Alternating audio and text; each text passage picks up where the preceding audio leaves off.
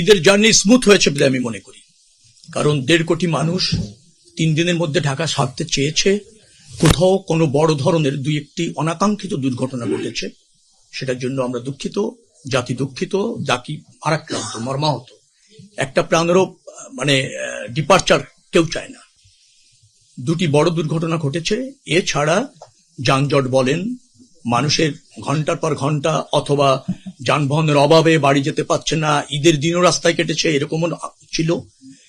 এর আগে আমরা মনে করছি যে কোনো সময়ের চেয়ে 1.5 কোটি মানুষ নিরাপদে স্বস্তিতে বাড়ি ফিরতে সক্ষম হয়েছে বলে আমরা মনে করি। যদিও আমি বলছি 2-3টে দুর্ঘটনা আমাদেরকে ব্যথিত করেছে এবং আমাদেরকে যেটাকে বলা হয় ভারাক্রান্ত করেছে। দুর্ঘটনার জন্য কাউকে বিশেষভাবে দায়ী আমি করতে চাই না, তবে এর সাথে যাদের প্রাথমিক পর্যায়ে সম্পৃক্ততা পাওয়া গিয়েছে তদন্ত কমিটি করে তো এগুলি দেখতে হচ্ছে। আর যাদের সম্পৃক্ততা পাওয়া গিয়েছে তাদের মধ্যে আমরা কিন্তু আইনানুগ ব্যবস্থা নিয়েছি, ডিপার্টমেন্টাল ব্যবস্থা যে যেখানে আছে সেটা কিন্তু আমরা নিয়েছি। যেমন জেলের আপনি জানেন যে ওই 2 জন গার্ডকে বহিষ্কার করা হয়েছে, গ্রেপ্তার করা হয়েছে।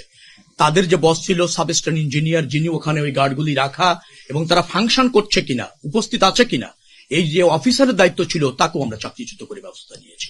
অর্থাৎ ব্যবস্থা নেওয়া হয়েছে।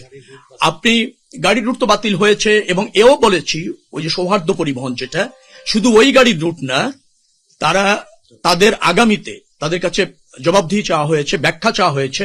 সন্তোষজনক ব্যাখ্যা না হলে শুধু ওই বাসটি না, ওই কোম্পানির সকল বাসের রেজিস্ট্রেশন বা রোড পারমিট বাতিল হয়ে যাবে যদি তাকে যে কারণ দর্শানো অথবা তার কাছে যে জবাব চাওয়া হয়েছে তার সন্তোষজনক উত্তর না হয়। সে প্রক্রিয়ায় আমরা চলে গিয়েছি।